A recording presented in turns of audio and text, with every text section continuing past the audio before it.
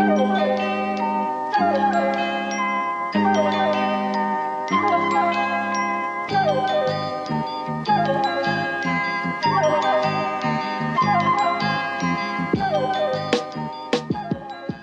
everybody, and welcome to this free episode of TF. I have found something very important in my local area, which is, as you know, because you live in what?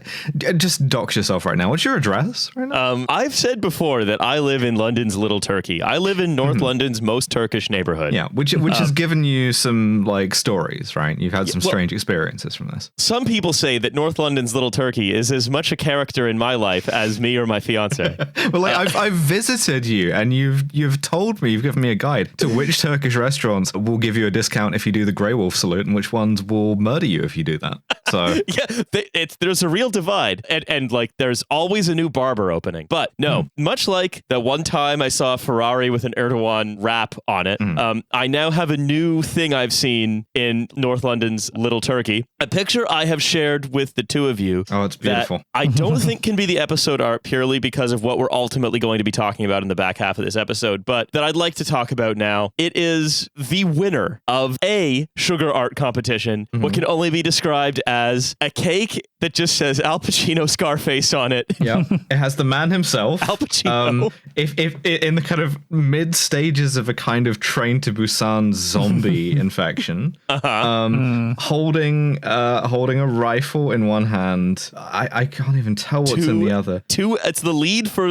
one of two XL bullies. Yeah, he is accompanied by two XL bullies, isn't he? London is the greatest city in the world, I think. Yeah, I believe this. Hey, I want to know. Only in London, baby. I want to know what the other entrants in the like sugar art competition. Well, presumably there are these two figures behind the Al Pacino Scarface sculpture, and I'm not sure what they are, but they could also be sugar art related. It's true.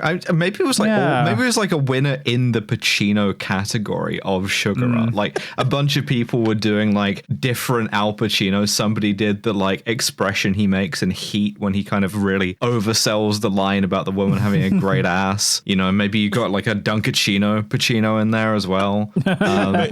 It's a review of his whole career, you know. So the Pacino is a Pacino from within the movie Jack and Jill, though. That's not from an actual commercial. Is it not? No, Al Pacino has never done a commercial for Dunkin' Donuts. He did a commercial. He was in Jack and Jill, so he has never done a commercial. Sorry. So I have to completely like reconfigure my feelings about Al Pacino based off of this. I thought he had sold out. You know, like I threw away my half-completed Serpico sugar art in disgust, and now you're telling me that actually that wasn't. Well, it was commercial. It was commercial in a diegetic way. Yeah, that's right. So you can start working on your like raspberry lattice poncho for Serpico again.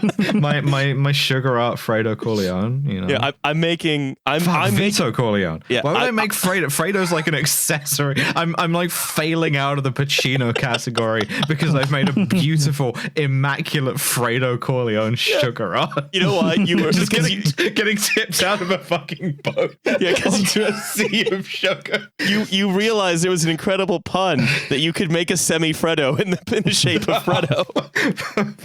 I actually kind of like really rate sugar art as a concept because it's sort of one of the things that AI really can't like. You can't. They're not replicating sugar art. You're not going to do an NFT of sugar art. It sort of seems to be, you know, if you're like an artist, you're in art school right now, and you're like wondering how you make a career. Like maybe consider opening up a Turkish dessert bar. But using that, well, because like also you know all this stuff about like the Turkish barbers and stuff are all just like fronts for money laundering. But what if we opened up a Turkish barber, but it's actually a front to finance like one of our sugar art careers?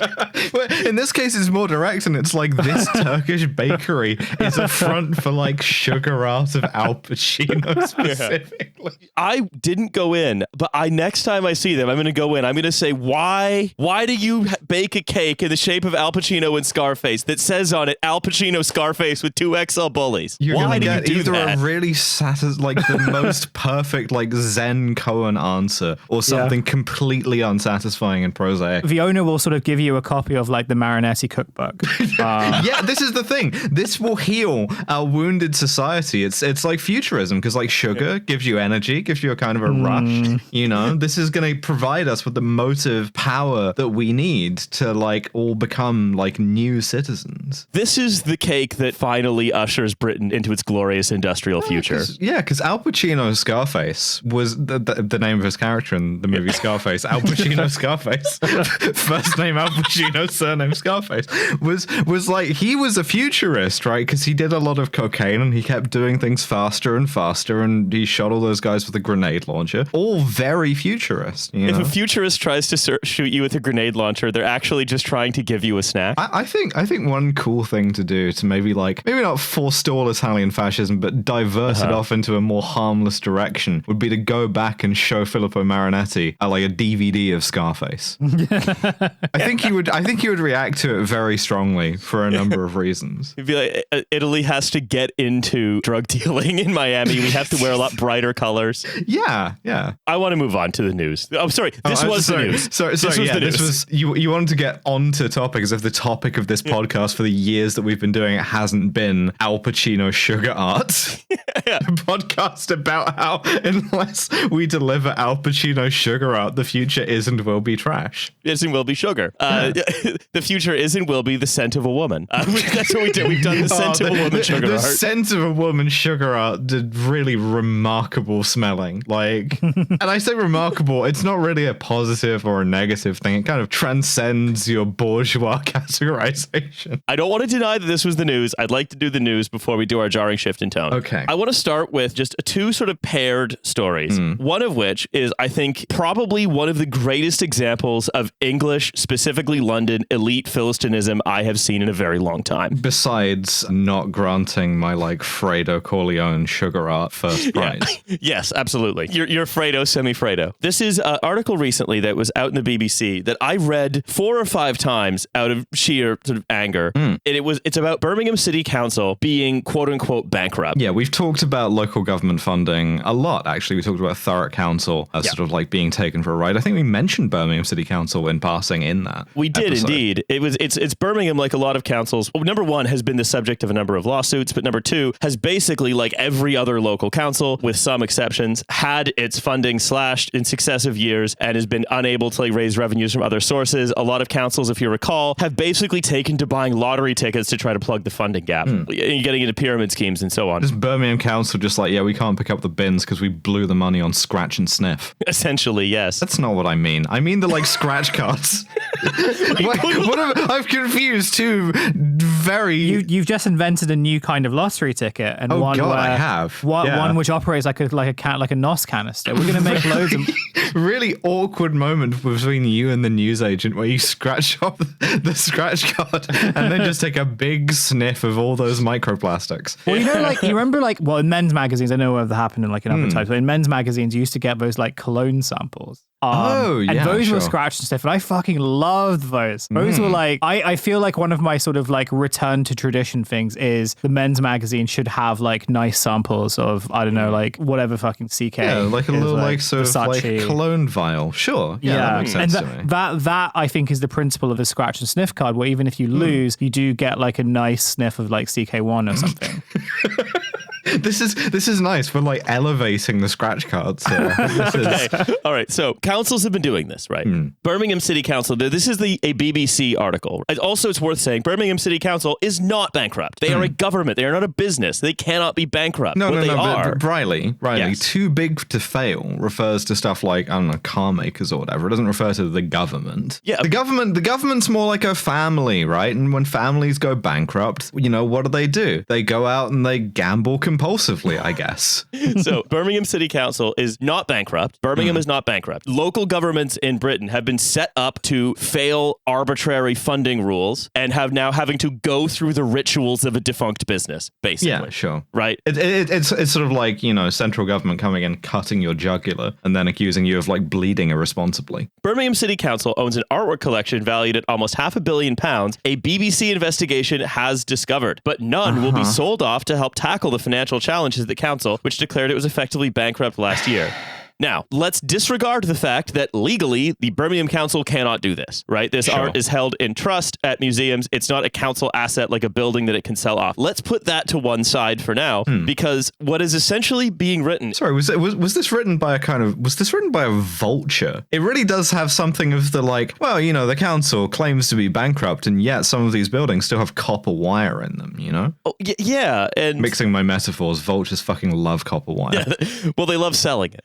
That's one of the best ways for them to make money. But basically, right, this article is from the BBC. I've been turning it over because the only way to read it is as a kind of like journalistic campaign launched from the BBC using like West Midlands-based columnists. Like, nice art collection you got here. Be a shame if something weren't to happen to it. Effectively, what I read when I read this was like Birmingham City Council owns artwork collection valued at almost £500 million. A BBC investigation has discovered could be area outside London contains art. A BBC investigation has discovered. That's the meaning of regional journalism, right? And it's about like, you know, getting out of a London bubble, which is realizing that other cities also have like small amounts of money that they should that they shouldn't have. Because that money should be in London. Well, this already happened in Glasgow, right? Like, so Glasgow City Council lost a very large lawsuit because they weren't paying their female staff equally, right? Which was illegal. And in order to make this good, one of the things that they ended up being forced to do was to sell their museums and then lease them back from private operators, for which the council will be paying like billions over, you know, like 25 years or whatever. So the actual end state here isn't like Birmingham doesn't have art anymore. You know, Birmingham City Council sets up a car boot sale to flog the Vermeer or whatever.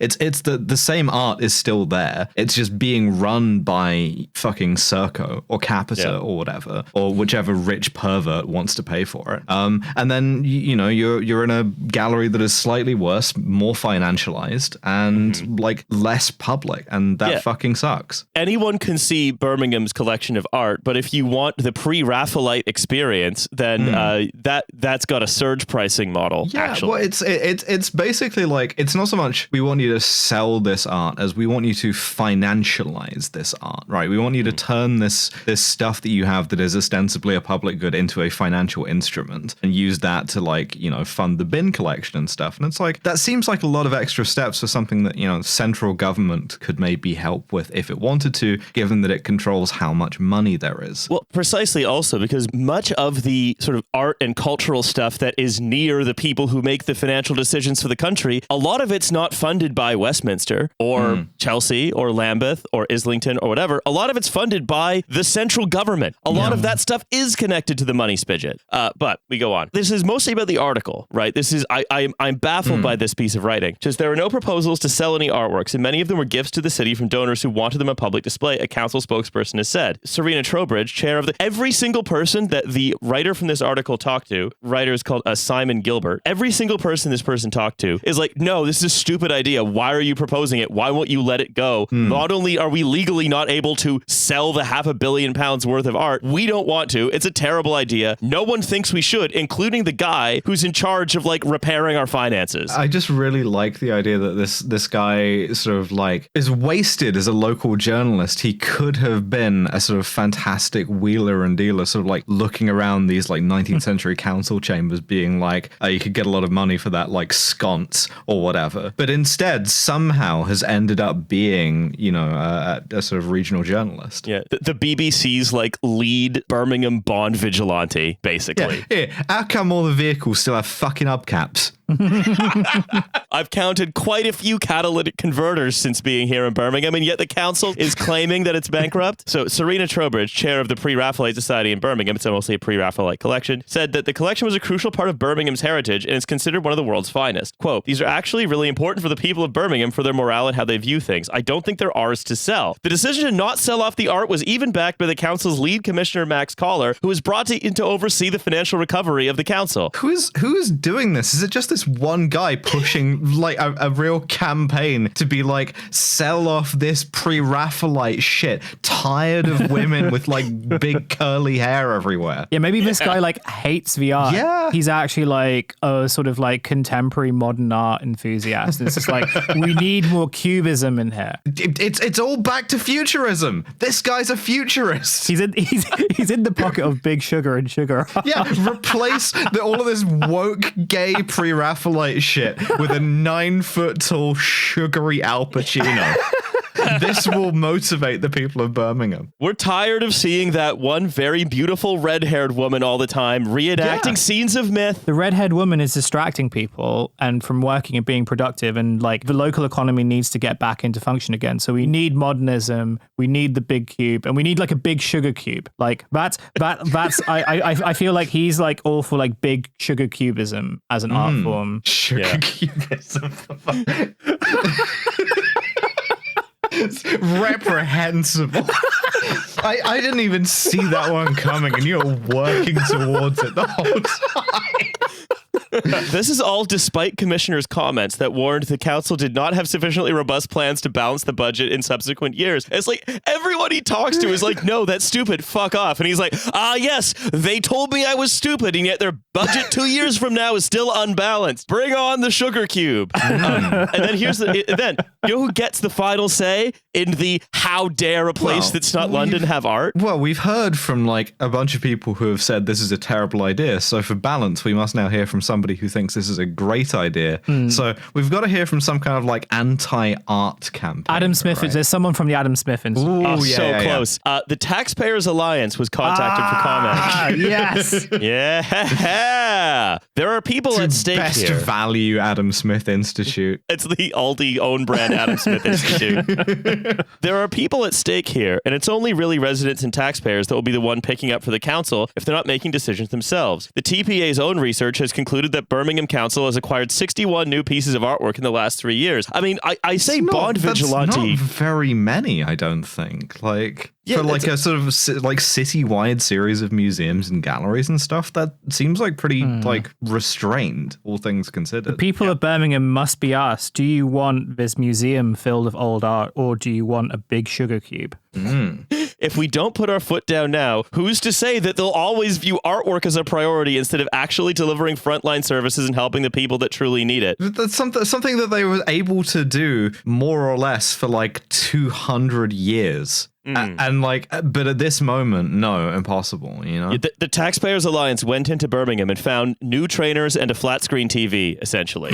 Yeah.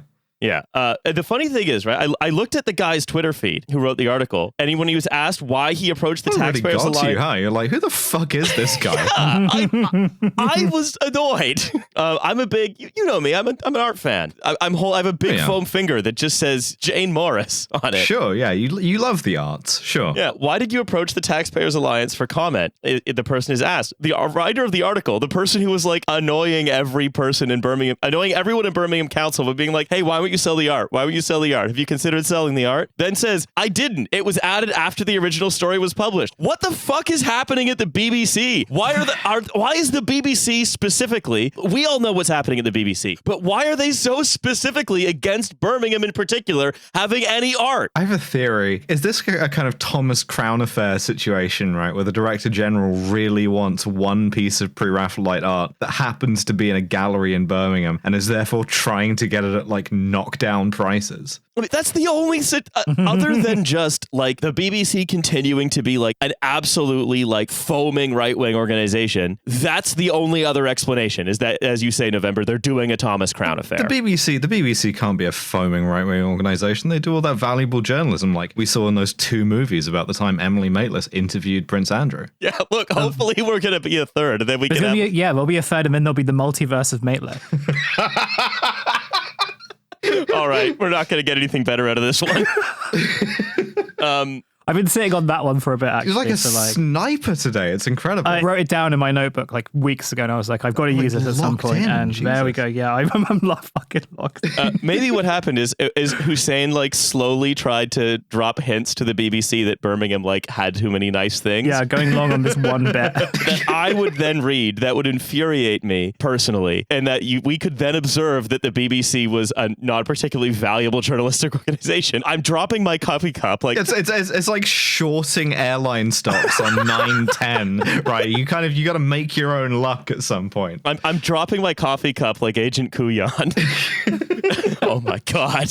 But I guess that's the closest I'll get to mentioning 9/11 on an episode recorded on 9/9 as well. Yeah. Well, hey, you know what? What if we could do Left on Red on 9/11 and then you could mention 9/11 on 9/11? I just have to read another book and I can barely read the book I'm reading now. You just have to finish the Mauritius command. That's all. I need ADHD meds, if anyone has a line on those. The other item I want to talk about before we go into our main subject is, of course, another piece of news, which is the Department of Health and Social Care, or Department of Health, excuse me. I've heard of them, yeah.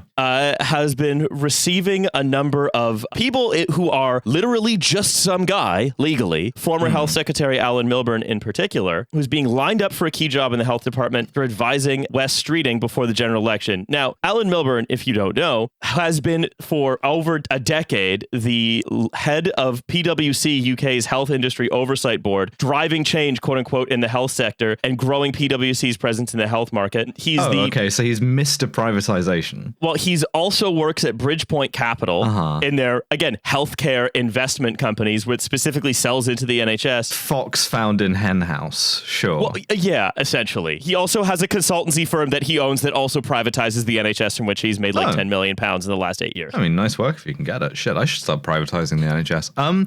So this guy, he's just like what, like around, just in the Department of Health? Yeah, he just gets to walk around. What like work experience? Does he get to wear scrubs and like a stethoscope?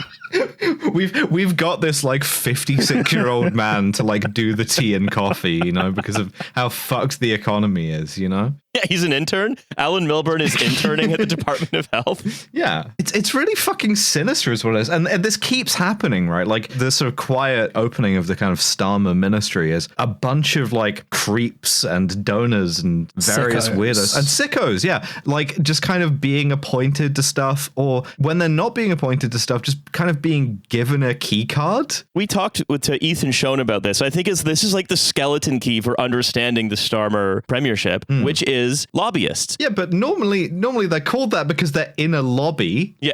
Rather than just like they're not corridorists, you know. They're just like fucking around like in your office, just like hanging from the ceiling like some big fucking vampire, you know, like the Prince of Darkness is here and he wants to read your emails over your shoulder. They're walking out of a department with like all their pockets are filled with those like, you know, those Nescafe sachets.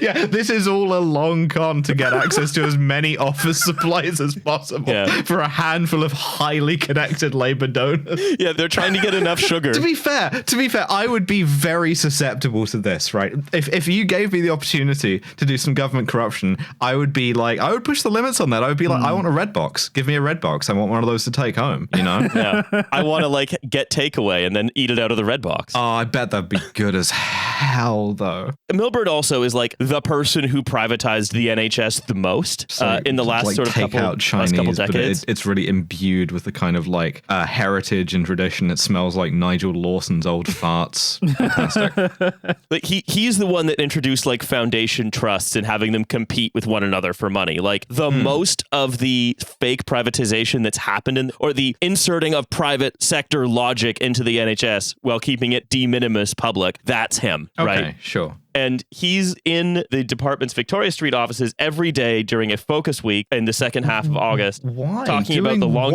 what? Because he's good at it. He's good at running a health department. Remember what it was like in 2002? It's going to be like that. It's a public body with a lot of sensitive data and policy and stuff that isn't like. Does he have a visitor's badge? Did they just let him in? Like, did he climb up the fucking side of the building like the kids at the Department for Education? Like, how did he get there? Is my man every day like parachuting onto the roof like Johnny English too? Like what?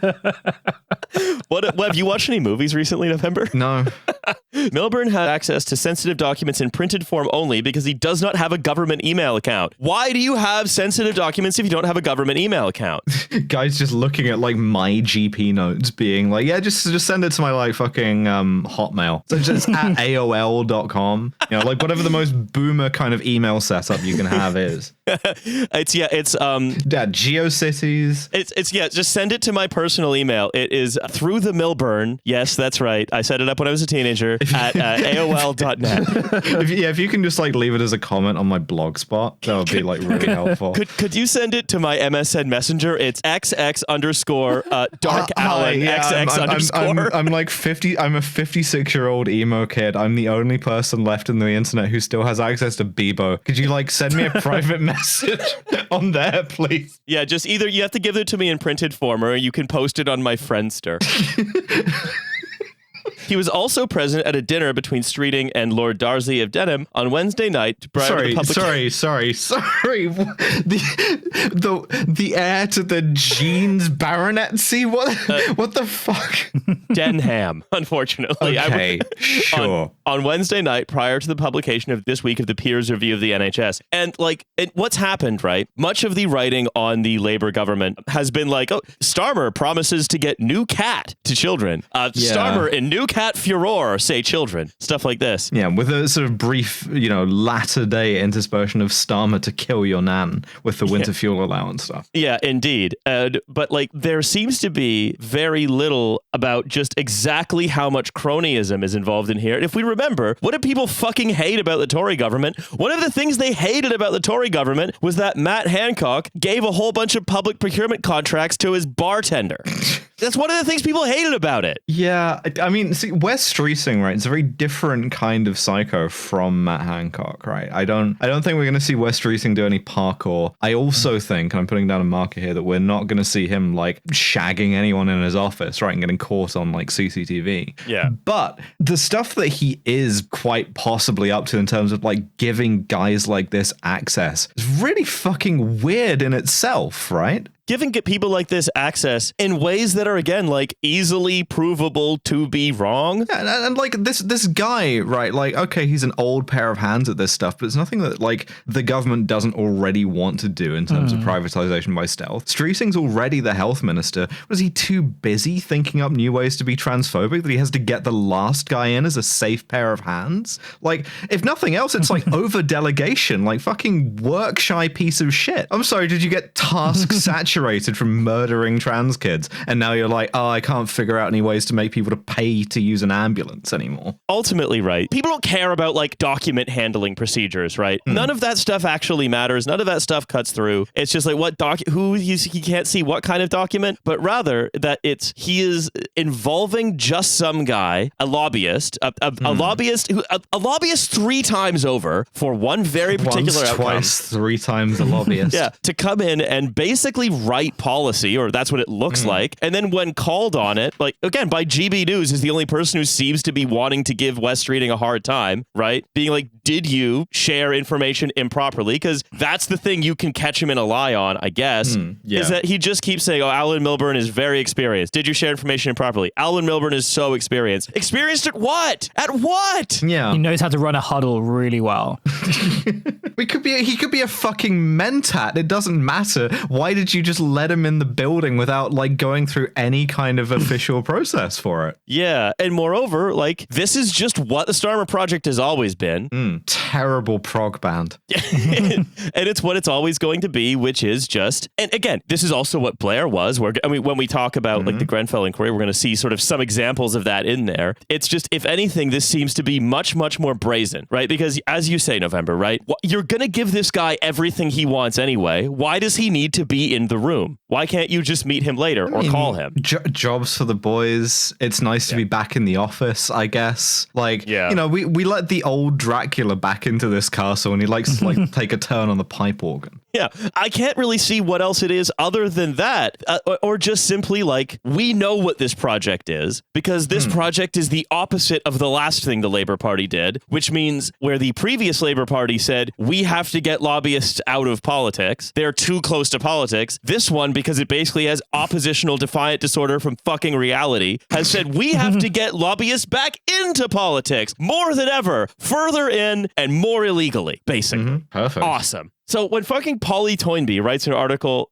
called "The Anti-Labor Right-Wing Press is on the Warpath. If you wanted this government, defend it," when she writes, I didn't, and I won't. Thank you, Polly. Yeah, there has been inadequate. Very, very easy for me. There's been inadequate recognition for Starmer's rapid competence in stamping out riots. Two-tier policing accusations amount to subtle backing for imprisoned racist rioters. Government contends not with a 24-hour news cycle, but a 24-second social media spit of spite. They sound solid in telling themselves to hold steady. Really enjoying the kind of like tagline there of rapid competence. It sounds like something you put on like a kind of disinfectant. Trust voters to sense these serious people know what they're doing and eventually things will get better. While Starmer is saying we're going to be unpopular, and his top ministers are basically like, I don't know, like allowing the vultures to pick which members of the doomed caravan they want to eat before they're even dead.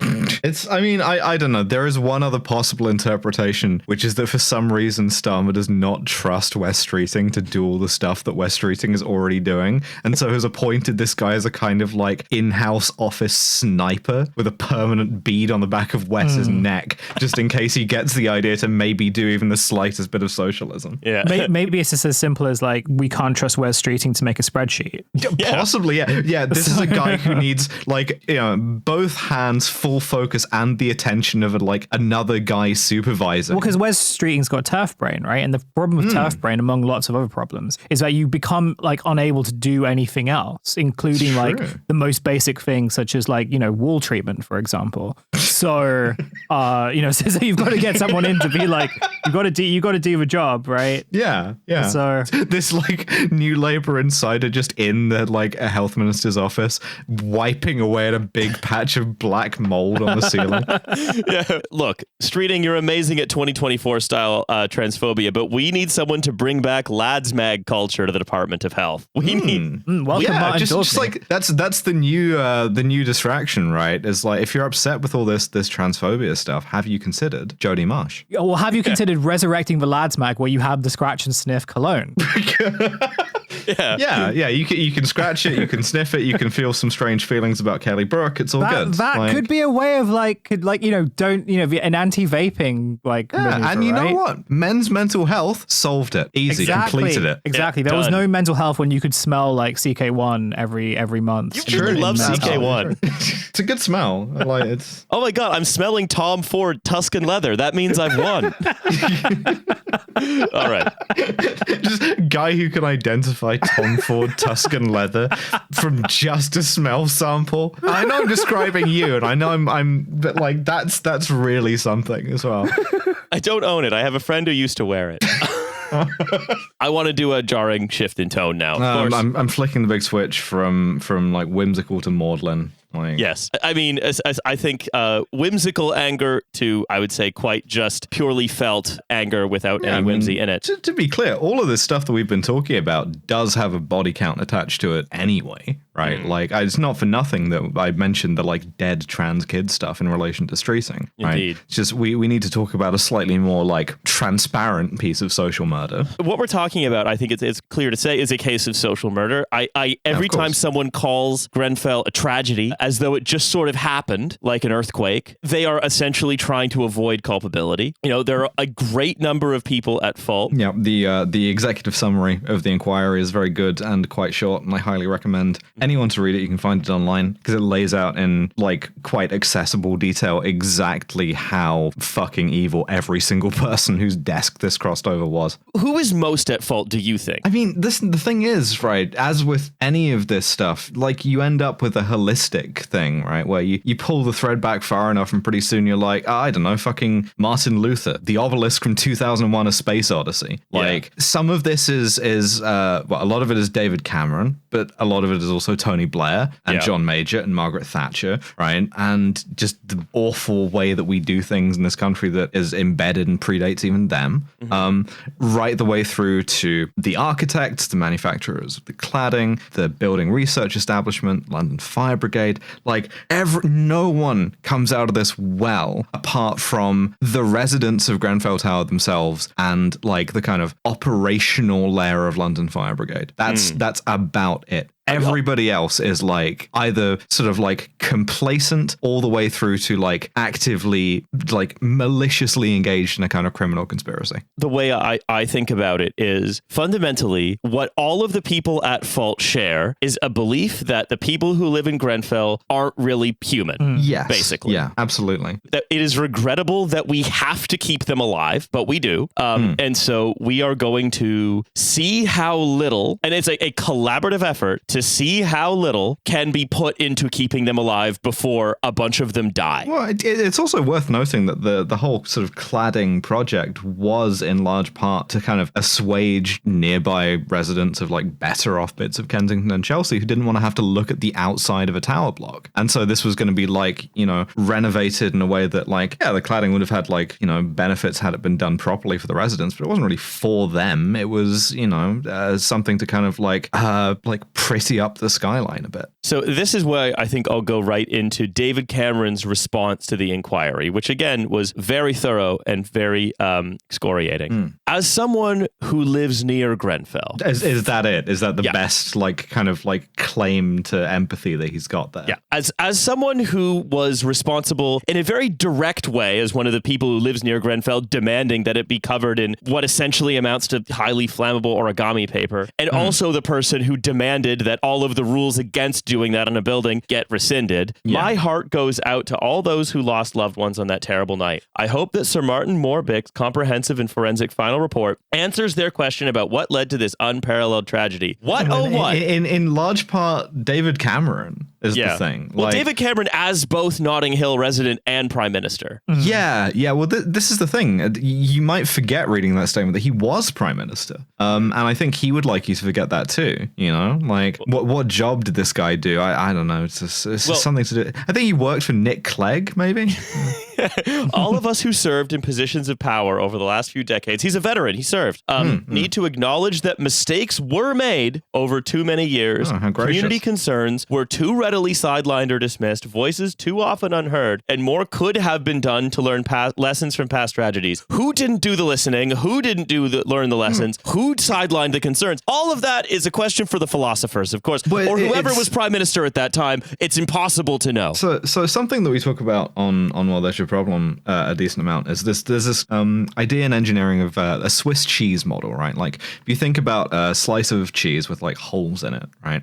Those are going to be like randomly placed, and then the next slice will have different holes. But eventually, sooner or later, some of them will line up, right? And you get like a sort of hole through the block of cheese, right? And that's what a failure model is like a lot of the time. Is it's like the one weakness or vulnerability in this thing lines up with another weakness or vulnerability in another thing. And we had a guest on recently who said something that I thought was quite profound, which is that like in relation to another disaster, but I think it applies to this, it's like an inverse Swiss cheese model where the thing is so much holes that you're like, how the fuck didn't this happen sooner, right? Yeah. Like it's not just a case of like people were complacent, although they were, and then these things lined up. It's that these things had lined up so many times previously, and there were the sort of gaps in regulation, the corruption, the complacency was like so yawningly wide that it's like genuinely miraculous that this didn't happen sooner than it did. The holes in the Swiss cheese are not just in building regulations, although quite a few of them are. They're in everything from tenant management to building regulations to materials testing to the way the companies themselves are set up. If you want to pick some really like technical examples, the bit that I really focused in on was the London Fire Brigade section. 2 contributory factors. London Fire Brigade privatized its training. That went to Babcock instead of them doing it in-house. And then they kind of separated off a bunch of their control room training. And just nobody really thought it was anyone's job to keep that current. And it was too technical and too specialized for a private provider to deliver. And that's nerd shit, right? Like, but it's important. And it's important in the context of like a life-saving organization. And if you're not going to pay that level of attention to something that kind of detailed then, you know, at a certain point, like you're creating more of these holes than you can bear, irrespective of the giant sort of like drill bit you've just put through them of like, oh, there's also no more building regulation. Well, effectively, right. I think what you're describing is that in every case where something has been privatized, and there are a few examples of things being privatized or things being deregulated, where immediately there is a huge race to the bottom. The assumption is always, well, nothing will ever go wrong, because in my experience, nothing has ever gone wrong. And what you don't realize is that this is the long hangover of the remaining regulations. This is the long hangover of just how long could the training, the legacy training from when the London Fire Brigades provided training in-house, just how long could that stay current? It's kind of just coasting. Not even that. It's also kind of an institutional and, I guess to a point, national inability to like see any of the warning signs, right? Which there were. There were other fires that kind of prefigured Grenfell, including ones in which people died, which, you know, both in the UK and internationally, which were resolutely ignored, right? Because that would make it stop working. That would, if you identify that these things require problems that are not able to be faced by a privatized fire department, that are not able to be buildings that will not be safe if you allow construction companies to essentially write their own regulation, or like if you don't enforce like minimum standards on the provision of just council housing quality, all of this falls apart. If you do any of that, it all falls apart. Yeah, and it's sort of like, you know, Wile E. Coyote going over the cliff, and it's only when the like sort of gravity becomes impossible to deny anymore. And you had a bunch of sort of like foreshocks of Grenfell that it was possible for people to deny and you know, not feel too stressed about. And now we're in this situation where many people are dead, and, you know, ultimately maybe some people will go to prison in 10 years time, maybe. Yeah, they're gonna be on trial and they're in like fucking 90s. Like, yeah, the obvious sort of temptation there is to say, well, it's, you know, it's like white collar crime or whatever, and of course people are going to put it on the back burner. But it's not even that. It's that like the criminal justice system and the courts are also another thing that we have like privatized and cut so much that like even if you like arrested people tomorrow, you would still be waiting for years for any trials to start, let alone sentencing. Because that's just how it is for like anything. David Cameron goes on. He says, the report is clear that fire safety and building regulations were explicitly excluded from the coalition government. And I've not editorialized the next words in. Greatly needed red tape reviews. So in I'm sorry that somebody, whoever was prime minister, took a bunch of actions that were involved in making all of your deaths, making more people die or die worse. However, I think we can all agree that the red tape was too much. Yeah, it's this curious kind of balancing act of being like, on the one hand, when we did that kind of joint press conference, Nick Clegg had a gun in his pocket and was pointing it at me, and he forced me to say all of those things. But also, all of those things were like correct, and it's like a sort of unfathomable consequence of that a bunch of people like died of smoke inhalation. Also, by the way, that's a lie. Like, that is a lie. It's just a lie. Of course. And Lord Pickles, Eric Pickles, who was... this is such a fucking stupid country, right? That you can be like sort of like murdered. You can like die in your sleep of smoke inhalation, right? With like no one even knowing that you're in your flat. And then, you know, there's an inquiry about it. And the guy who turns out to be the author of this in large part is called Eric Pickles. Yeah, it's a deeply unserious place. But Pickles, when he was giving his evidence, was like, oh, well, I said to cut all the red tape, but I thought it was ludicrous that civil servants thought that meant that should include building regulations, even though I never said that. Who will rid me of this turbulent priest? But also clearly that was like very defined at the beginning, because I remember the argument for like cutting red tape in the 2010 election. The sort of advancing was made, which was like, well, we aren't building enough things. We need more infrastructure. We need more houses. Remember those things? And the reason why is because, like, you know, at the time, like, woke wasn't sort of in lexicon, but it was like the nanny state and health and safety, political correctness, health and safety, health and safety, all that stuff was preventing these infrastructure, you know, and so like that very nebulous term was built, and like what, you know, the sort of takeaway among many things from the inquiry is like, well, yeah, when you're doing big infrastructure projects, which everyone uses, like, you kind of need some like red tape, you know,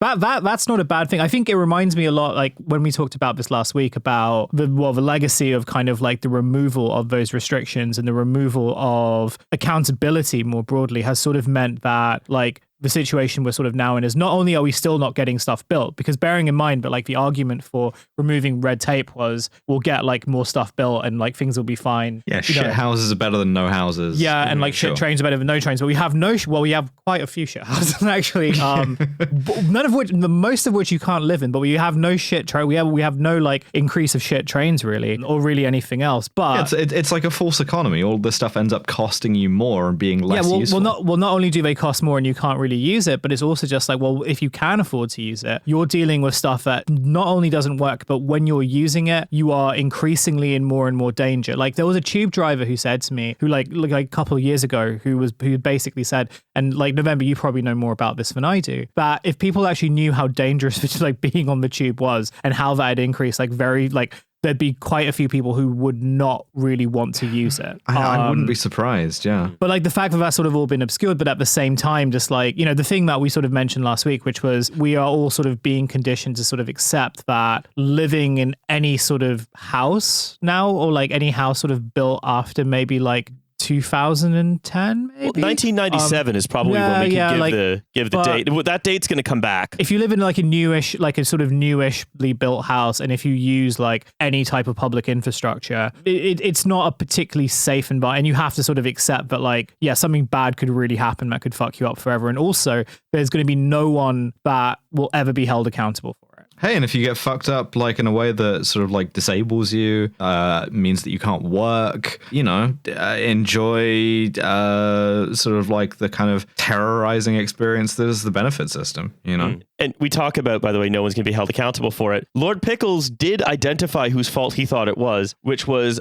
middle-ranking civil servants who did not share. Those guys. Okay, cool. Because they were too busy being woke and they weren't paying attention. Well, he said middle-ranking civil servants who did not share mine or Bob Kerslake's deep sense of civic duty, meaning that they deregulated everything, including building regulations, which I secretly didn't want them to. Mm-hmm. I didn't want them to murder the Archbishop of Canterbury just because I loudly said, sort of in their hearing, man, it'd be great if someone murdered this guy. Yeah, I sure do hate this turbulent priest. Oh boy. And I'm just venting. I was trauma dumping. I was trauma dumping about this turbulent priest. Again, the Grenfell inquiry finds, no, that's a lie, right? Lord Pickles was an ardent supporter of deregulation, and the pressure within the department to reduce red tape was so strong that civil servants felt the need to put it at the forefront of every decision. Also, I love that he includes Bob Kerslake as also responsible, a dead guy. He's like, yeah, it was the dead guy's fault. So David Cameron can be like, it was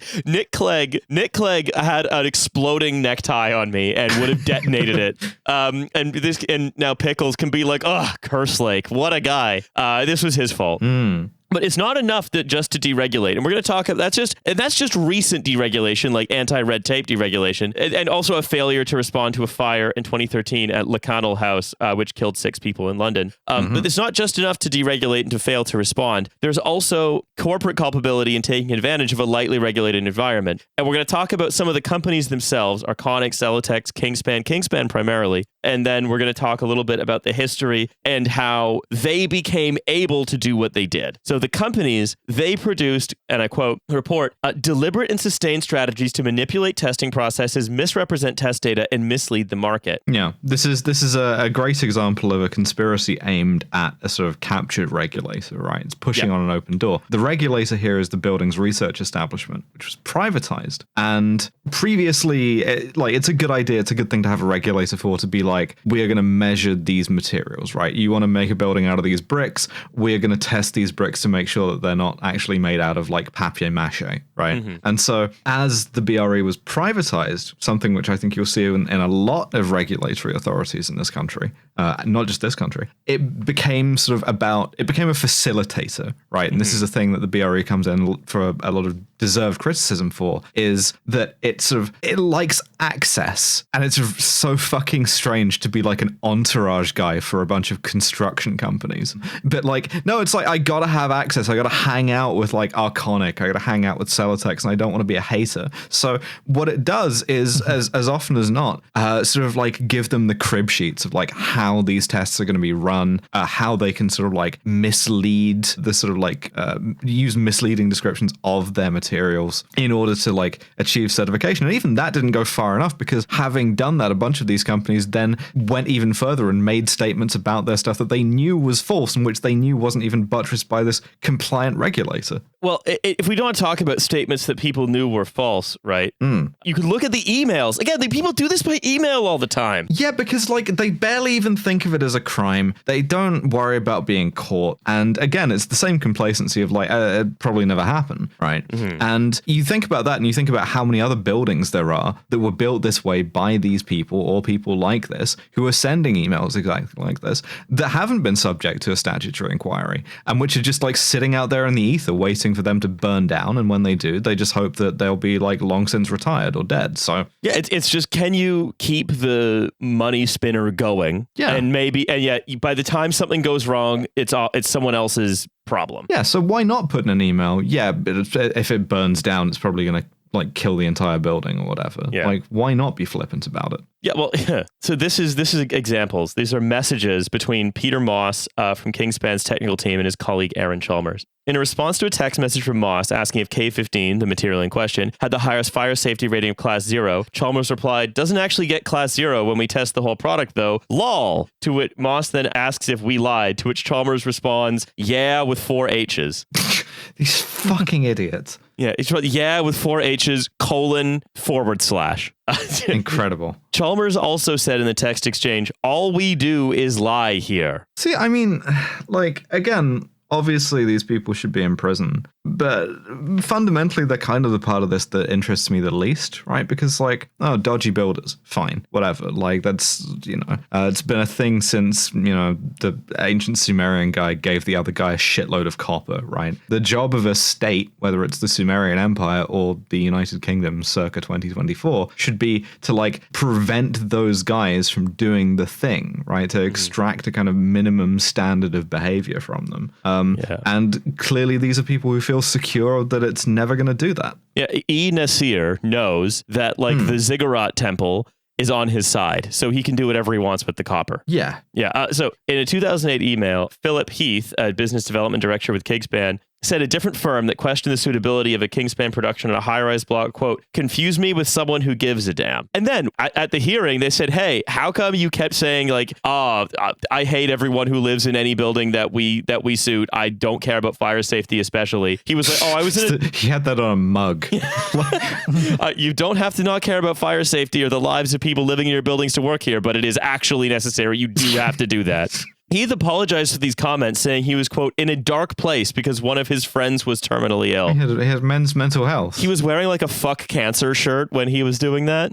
Yeah. I mean, sometimes when I'm going through it, what I really need to like, really center myself is to like clad a large tower block in extremely flammable insulation material. That just really helps me to kind of like feel a bit more like at peace with the world. But so how they could do this, right? We have to go back in time. But throughout the 1990s, there were tower block fires. There was a really big one in 1991 and 1999, one in Knowsley in Liverpool, another in Irvine in Scotland. The first one didn't have deaths, but it was like, wow, this could easily have died largely because of cladding. The same thing happened in 99. Before that, John Major's government, like the last thing it did, like in like a week before Blair took over. So Blair could have reversed this if he wanted to.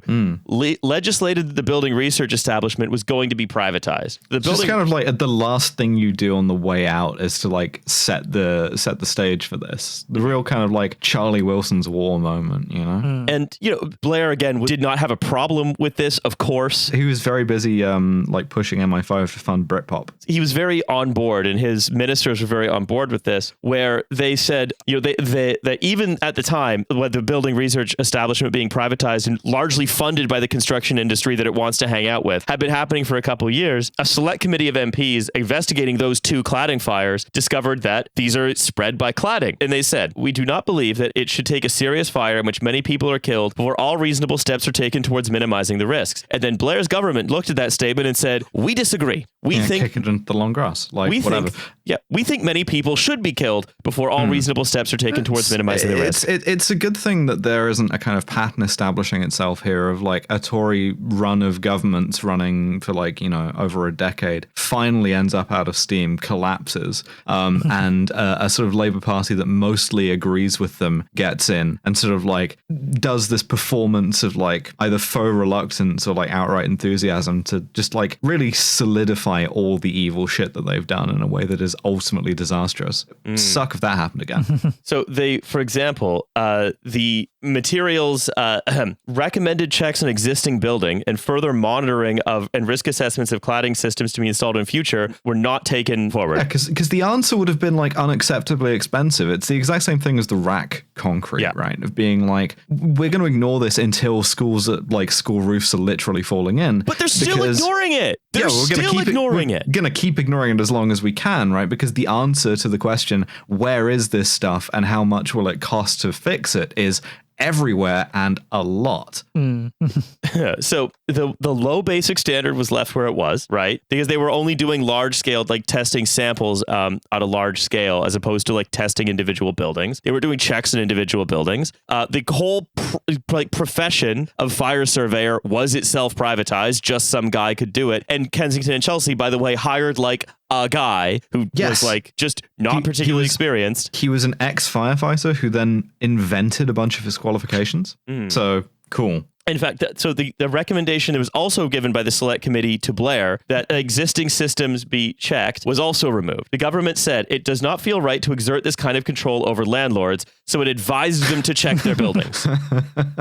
Finally, this is much of this sort of history is from Peter Apps from Inside Housing, so I'll credit him with that. That the UK was supposed to be aligning building standards with Europe and introducing a CE marking, basically saying like this has been independently tested, not by the PRE. It's good. Brackets European. The government was warned that in the early 2000s that we would become Europe's dumping ground for combustible materials if this wasn't done. But then, so we did. But then they said, well, hang on. If you don't want to build buildings out of combustible materials, our products would be prevented from continuing on the market. And so they didn't do that. Listen, you might object to my business plan of selling you an enormous bomb that's going to sit under your house and will explode at random, killing you. But have you considered that stopping me from doing that would gravely harm my selling you a massive bomb business? Well, essentially, yeah. Basically, yes. And Downing Street goes, oh man, I love business. So yeah, get on it, I guess. And also, right, like this wasn't, as you say, if you want to find ultimate causes for problems in Britain, you can keep going back, right? Yeah, like original sin, possibly. I mean, I fundamentally, like the problem is that all of these people agree that everyone who lived in Grenfell Tower was not fully human and doesn't really deserve to live. And it's, if anything, it's kind of a pain in the ass that we have to keep them alive.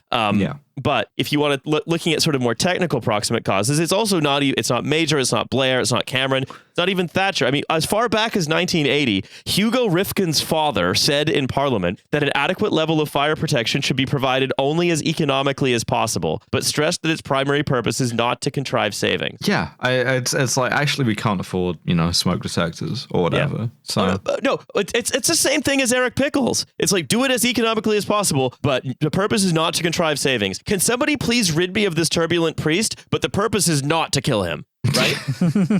Yeah, you should have come up with a better interpretation of the word rid. Only cut the red tape that was unnecessary, not the red tape that was necessary. Mm-hmm. Right, so the BRE basically becomes this highly commercialized organization that stops testing stuff that's going to be built and used in Britain for the public good of Britain and starts being a kind of international consulting firm that immediately like makes a fifth of its staff redundant and starts working with other countries. Yeah, being a kind of like international fixer for the construction trades. We will certify anything.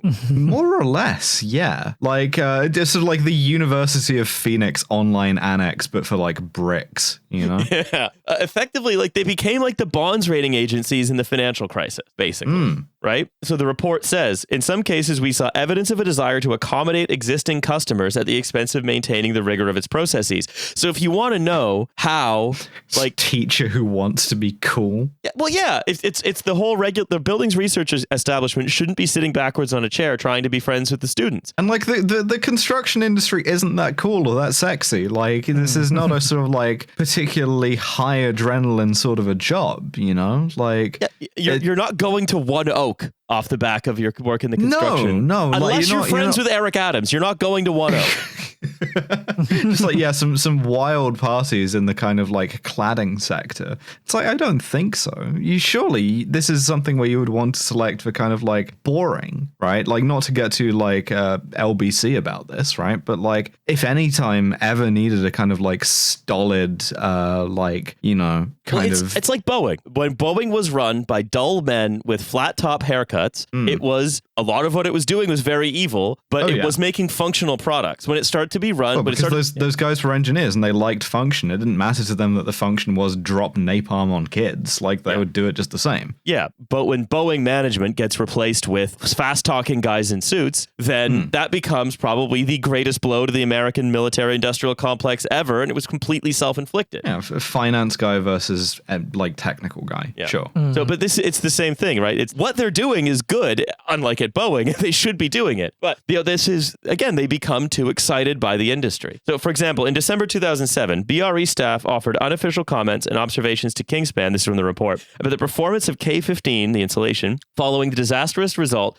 of a test on a system of which it formed part. In keeping with Kingspan's strongly expressed wishes, BRE agreed to say no more in its report than that the system as a whole had not met criteria in BR 135, despite having commented privately to Kingspan that the insulation had been fully involved and continued to burn even after the flame source had been extinguished. So they basically let Kingspan influence the report of its own product as it was being tested. That was like transparently dangerous. Like another detail that jumped out at me from this is in another test of this cladding, they had to stop it and extinguish it because it was going to burn the test rig down. That shouldn't happen.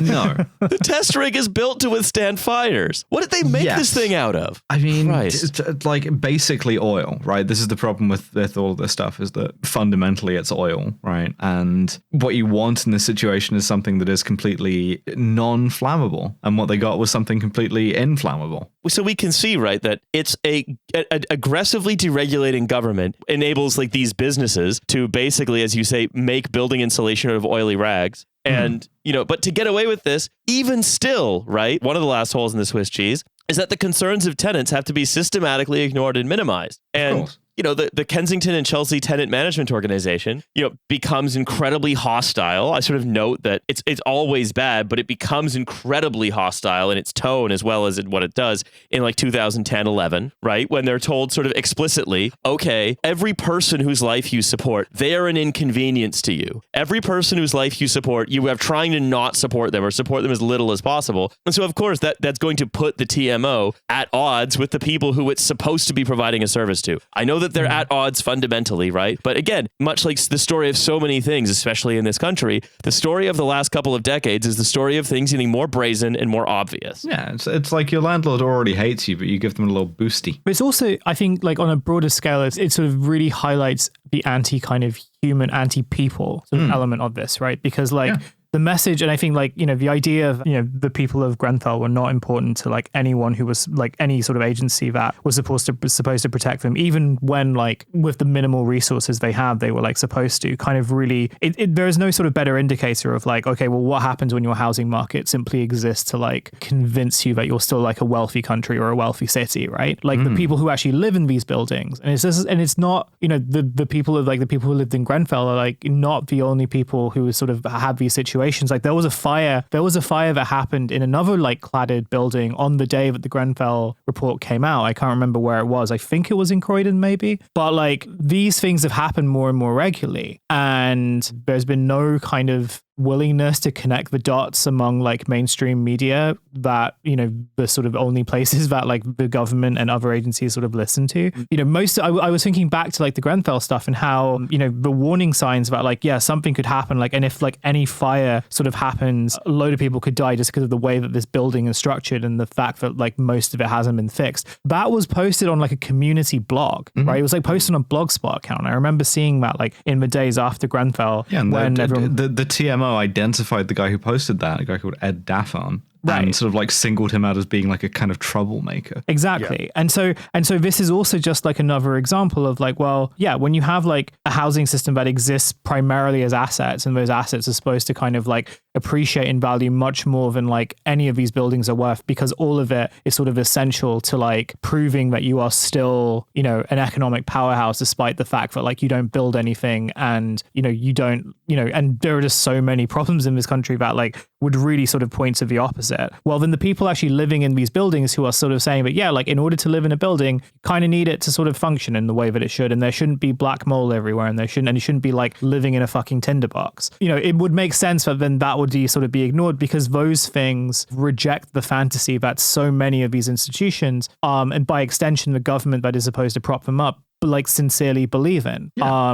And so these types of reports, and unfortunately I only got time to skim it today, but like it just sort of speaks to me as like, this isn't just a way of like saying that, oh, actually, well, no one was really important because everyone sort of had their like role to play, and so like, please don't get mad at us. What it sort of seems to be is more of a document. And like Adam Johnson, he's like an American journalist, and like I'm sure lots of listeners know him, but he wrote this very interesting piece, not about Grenfell, but actually about like the Democrats and their sort of like position on Palestine, and like in particular some like left Democrats, and his argument just being that like, well, they've kind of like the politics that's sort of emerging is one of like not just feigned ignorance, but like feigned helplessness. And that really works in a way where you sort of are able to sort of obscure what power means. And for people who have that power, like they can just sort of pretend that like, well, they can't really do anything at all because the systems are too complicated. And it reminded me a lot of what he was arguing here, where this isn't just a way to sort of obfuscate blame, but to sort of assert the idea that like, well, in future when these things happen, and they will happen more frequently, and lots of people will die as a result of it, or they'll sort of get seriously injured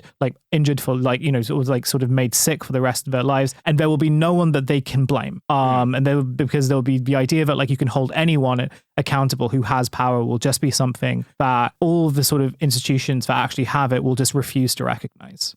I think that basically wraps up more or less as well as I possibly could. Yeah, it's a thesis statement. It's just not a nice one. And, you know, if you want to know what's coming, I mean, the building safety program in the last 8 years, only 29% of the identified buildings with flammable cladding have been fixed. Work hasn't even started on half of them. I think that's a pretty good indication as well as to like how rack removal is going to go, which is that it's more and more things are just going to be in porta cabins. Or whatever the next thing is that we don't know about. Most of the concrete that you see on like motorways and stuff, like that is also like kind of on the verge of collapse. Like whenever I drive like under a tunnel, I'm just like, fuck. Because like it could, like, that's the thing, like these things, they're so sort of poorly structured in a way where, again, it's like if anyone knew just how like bad this all was, and I think in some cases they do, but it's just like, you know, it becomes something that's memory hold. But like, no, these are sort of real dangers that are just like on the verge of happening. And when they do happen, like, you know, you sort of hope that, okay, well, the government will sort of learn. But like the rack stuff, I think is so interesting because it was very much, okay, you've got children in these buildings that could collapse at any moment, and you have a country that is not built for like keeping students at home while they fix these problems, or like while they sort of try and figure out how to fix these problems. And the solution that they came up with was either damp porta cabin, or, well, it hasn't happened yet, and so just kind of send your kids into these concrete schools and like just hope for the best, maybe. Yeah, or administrative fixes where you change the definition of what's safe. Well, yeah, right? Well, and that usually comes with it. You know, it's just like, well, actually, if you put extra sawdust in the concrete mix, and things will be fine. It's fine. And ultimately, right, what this comes down to is a belief, and I say this, right, noting when the aggro tone starts from the tenant management organization. Starts in 2010-11. Again, I don't think things were good before then, but rather that this is when it would be better if everyone we need to take a legal minimum amount of care of just died, was made more and more official, was encoded into more and more policy, and was pushed to more and more people. And no matter what you're looking at in this country, whether it is the building safety program, whether it's the conditions that led up to Grenfell, whether it's RAC or the other sort of dozens of problems that are brewing, whether it's like disability care, whether it's level boarding, fucking Euston Station, who cares? It's that the official policy is it would be better if everyone who uses this would just kindly die so we didn't have to provide it anymore, so that we could really be a country of just people who live in Notting Hill and their robot servants. Or you can just have these empty buildings that are somehow worth like £1 million. Yeah, universal basic. What if we just financialize this? Yeah, universal basic Southwark Tower, essentially. Southwark Tower, South Bank Tower, whatever it's called, one of those giant towers, the ones that are for money to be parked in, not for actual people to live in. You know what I mean. Anyway, look, I think that's probably as good a place as any to leave it. I want to thank you all for listening. Remind you that there is a Patreon, $5 a month. You know the dance. You know the song and dance at this point. We'll be back in a few short days. We'll see you on the Patreon then. Thank you once again to my lovely co-hosts. Sorry we went long, everybody. Fine. And yeah, see you later. Bye. Bye. Bye.